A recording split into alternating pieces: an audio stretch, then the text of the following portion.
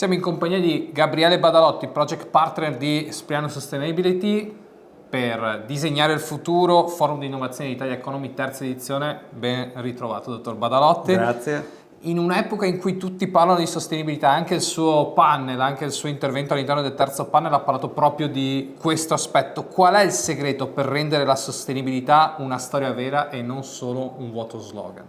Allora, sicuramente il primo aspetto è fare in modo che la sostenibilità entri nelle strategie dell'azienda, perché tutto ciò che non diventa strategia sono cose di cui l'azienda non si occupa, e quindi se un'azienda vuole occuparsi di sostenibilità, la sostenibilità deve entrare nelle strategie dell'azienda stessa.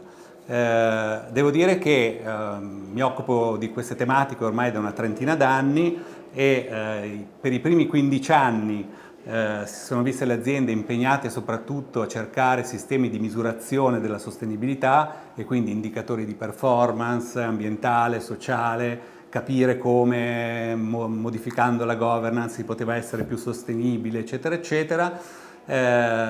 Oggi, visto che ormai siamo capaci di misurare quasi tutto, c'è più tempo per, visto che le misure le abbiamo, porci degli obiettivi di tipo quantitativo, non solamente qualitativo, e poterli misurare e poter quindi raggiungere più velocemente.